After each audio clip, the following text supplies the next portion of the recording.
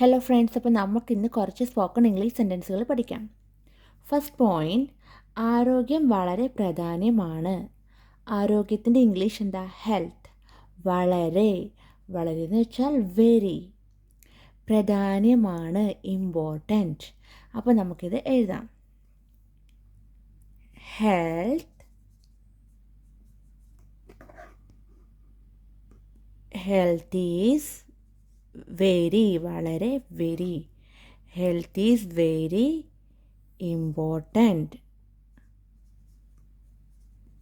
ആരോഗ്യം വളരെ പ്രധാനമാണ്. അപ്പോൾ ഹെൽത്ത് ഈസ് വെരി ഇമ്പോർട്ടൻറ്റ്. അപ്പോൾ നെക്സ്റ്റ് പോയിൻ്റ് എന്താണെന്ന് നമുക്ക് നോക്കാം. എനിക്കൊരു തീരുമാനം എടുക്കേണ്ടിയിരിക്കുന്നു. എനിക്കെന്ന് വെച്ചാൽ എന്താ? ഐ. ഒരു തീരുമാനം. തീരുമാനത്തിൻ്റെ ഇംഗ്ലീഷ് ഡിസിഷൻ. ഒരു തീരുമാനം എന്ന് വെച്ചാൽ നമുക്ക് ഡിസിഷൻ എന്ന് പറയാം. എടുക്കേണ്ടിയിരിക്കുന്നു. Have to make decision. എടുക്കേണ്ടിയിരിക്കുന്നു. അപ്പോൾ നമുക്ക് എങ്ങനെ എഴുതേണ്ടത് നോക്കാം. അപ്പോൾ എടുക്കേണ്ടിയിരിക്കുന്നു എന്ന് പറയുമ്പം I have to make a decision. നമുക്ക് അങ്ങനെ എഴുതാം. അപ്പോൾ നോക്കാം, നമുക്ക് എങ്ങനെ എഴുതാൻ പറ്റുന്നത് നോക്കാം. I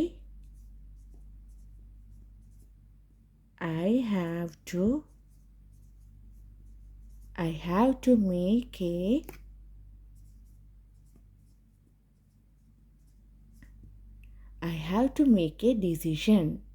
എനിക്കൊരു തീരുമാനം എടുക്കേണ്ടിയിരിക്കുന്നു. അപ്പം നമ്മളിവിടെ I have to make a decision. അപ്പോൾ നെക്സ്റ്റ് പോയിൻ്റ് നമുക്ക് നോക്കാം. അപ്പോൾ നെക്സ്റ്റ് പോയിൻ്റ് എന്താ? നീ എന്നെ ഹോംവർക്ക് ചെയ്യാൻ സഹായിക്കാമോ? അപ്പോൾ നീ എന്ന് വെച്ചാൽ എന്താ? യു. എന്നെ എന്ന് പറഞ്ഞാൽ മീ. ഹോംവർക്ക് സെയിം ഹോംവർക്ക് തന്നെയാണ് നമ്മൾ പറയണത്. ചെയ്യാൻ സഹായിക്കാമോ? ഇവിടെ ഹെൽപ്പ്. സഹായിക്കയുടെ ഇംഗ്ലീഷ് വേർഡ് എന്താ? ഹെൽപ്പ്. അപ്പോൾ നമുക്കിത് എഴുതാം. എങ്ങനെയാണെന്ന് നോക്കാം. ഇത് നമ്മൾ റിക്വസ്റ്റ് ഫോമിലാണല്ലോ ചോദിക്കുന്നത്. അപ്പോൾ ഇങ്ങനെ നമുക്കിത് can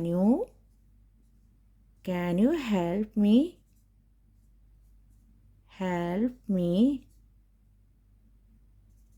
Can you help me with my homework? അപ്പം നമ്മളിവിടെ എങ്ങനെ എഴുതി? നീ എന്നെ ഹോംവർക്ക് ചെയ്യാൻ സഹായിക്കാമോ? Can you help me with my homework? അപ്പോൾ നമുക്ക് തേർഡ് പോയിന്റ് കഴിഞ്ഞു. ഇനി ഫോർത്ത് പോയിന്റ് എന്ന് വെച്ചാൽ എന്താ? നീ നിൻ്റെ ജോലി തീർക്കണം. അപ്പം നീ എന്ന് വെച്ചാൽ എന്താ? യു. നിൻ്റെ ജോലി, യുവർ വർക്ക്. തീർക്കുക, ഫിനിഷ്. അപ്പോൾ എങ്ങനെ നമുക്കിത് എഴുതാമെന്ന് നോക്കാം. യു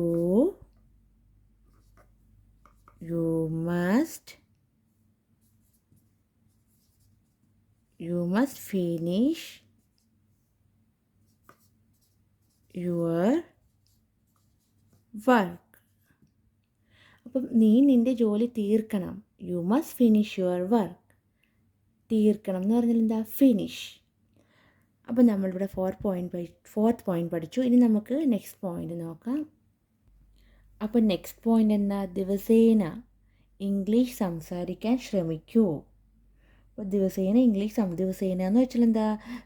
എല്ലാ ദിവസവും, എവറി ഡേ ഇംഗ്ലീഷ് സംസാരിക്കയുടെ ഇംഗ്ലീഷ് വേർഡ് എന്താ? സ്പീക്ക്. ശ്രമിക്കുക, ട്രൈ. ദിവസേന ഇംഗ്ലീഷ് സംസാരിക്കാൻ ശ്രമിക്കൂ. അപ്പോൾ നമുക്കിത് എങ്ങനെ എഴുതാൻ നോക്കാം. Try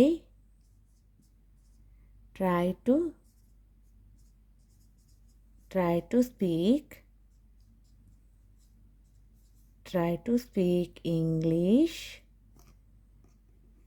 every day. Try to speak English every day. ദിവസേന ഇംഗ്ലീഷ് സംസാരിക്കാൻ ശ്രമിക്കൂ. Try to speak English every day. ഇനി നമുക്ക് സിക്സ്ത് പോയിന്റ് നോക്കാം. നേരത്തെ ഉറങ്ങുന്നത് നല്ലതാണ്. നേരത്തെയുടെ ഇംഗ്ലീഷ് വേർഡ് എന്താ? ഏർലി. ഉറങ്ങുക എന്ന് വെച്ചാൽ എന്താ? സ്ലീപ്പ്. നേരത്തെ ഉറങ്ങുന്നത് നല്ലതാണ്. നേരത്തെ ഉറങ്ങുന്നതാണ് നല്ലത്. അപ്പോൾ ഇതിൽ നേരത്തെ ഉറങ്ങുന്നതാണ് നല്ലതെന്നാണ് കേട്ടോ. അപ്പോൾ ഉറങ്ങുക എന്ന് വെച്ചാൽ സ്ലീപ്പ്. നേരത്തെ എന്ന് വെച്ചാൽ ഏർലി. അപ്പോൾ നമുക്ക് എങ്ങനെയാണ് ഇത് എഴുതാമെന്ന് നോക്കാം. It is better to sleep early. It is better to sleep early. നേരത്തെ ഉറങ്ങുന്നതാണ് നല്ലത്. ഇനി നമുക്ക് നെക്സ്റ്റ് പോയിന്റ് നോക്കാം. 7th point. എപ്പോഴും സത്യം പറയുക. എപ്പോഴും എന്ന് പറഞ്ഞാൽ എന്താ? ഓൾവേസ്. സത്യം എന്ന് പറഞ്ഞാൽ എന്താ? ട്രൂത്ത്. പറയുകയുടെ ഇംഗ്ലീഷ് വേർഡ് എന്താ? ടെൽ. അപ്പോൾ എപ്പോഴും സത്യം പറയുക എങ്ങനെ നമുക്ക് എഴുതാമെന്ന് നോക്കാം. Always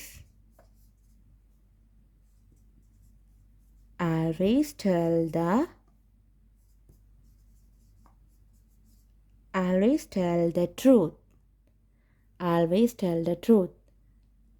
അപ്പോൾ നമുക്ക് നെക്സ്റ്റ് പോയിന്റ് നോക്കാം. അപ്പോൾ നെക്സ്റ്റ് പോയിന്റ് എന്താ? എനിക്ക് വേഗത്തിൽ തീരുമാനം എടുക്കണം. അപ്പോൾ എനിക്കെന്ന് വെച്ചാൽ എന്താ? വേഗം എന്ന് വെച്ചാൽ എന്താ? എനിക്ക് വേഗത്തിൽ ക്യുക്ക്. തീരുമാനം എന്ന് വെച്ചാൽ ഡിസിഷൻ. എടുക്കണം എന്ന് പറഞ്ഞാൽ എനിക്ക് I have to make a decision അങ്ങനെ പോലെ. അപ്പോൾ എടുക്കണം, എനിക്ക് വേഗത്തിൽ തീരുമാനം എടുക്കണം. അപ്പോൾ നമുക്കിത് എങ്ങനെ എഴുതാമെന്ന് നോക്കാം.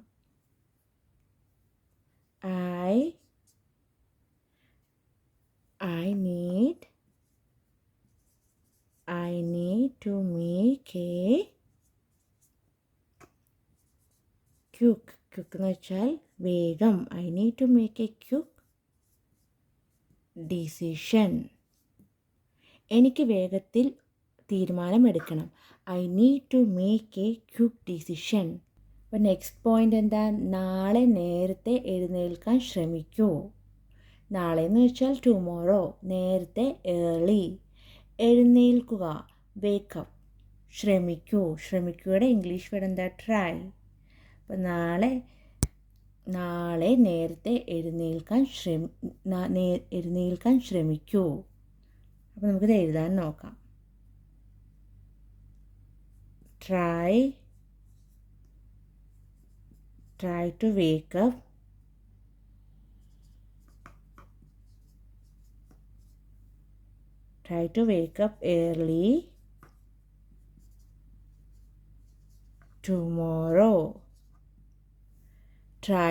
wake up early tomorrow. നാളെ നേരത്തെ എഴുന്നേൽക്കാൻ ശ്രമിക്കൂ. Try to wake up early tomorrow. അപ്പോൾ നെക്സ്റ്റ് പോയിന്റ് എന്താ? ചെയ്യുന്നതിന് മുമ്പ് ചോദിക്കുന്നത് നല്ലതാണ്. അപ്പോൾ എന്താ? ചെയ്യുന്നതിന് മുമ്പ് ചോദിക്കുന്നത് നല്ലതാണ്. അപ്പം ഇവിടെ ചെയ്യുക എന്ന് വെച്ചാൽ എന്താ? ഡൂയിങ്. ചെയ്യുന്നതിന് മുമ്പ് ചോദിക്കുക. ആസ്ക്. നല്ലതാണ്. നല്ലതെന്ന് വെച്ചാൽ ഗുഡ്. അപ്പോൾ നമുക്ക് അല്ലെങ്കിൽ ബെറ്റർ. അപ്പോൾ നമുക്ക് നോക്കാം എങ്ങനെ ഇത് എഴുതാൻ നോക്കാം.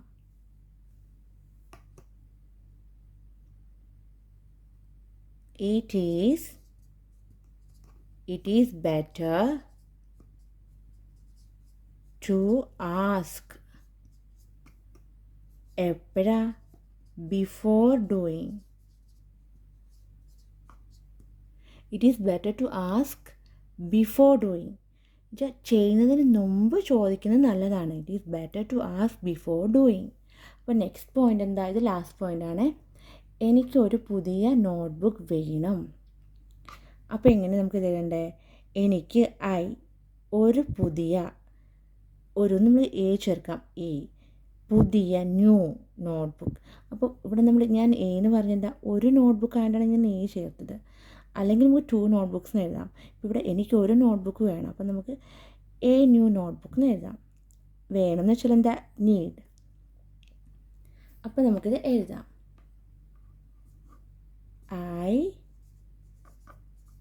I need a new notebook.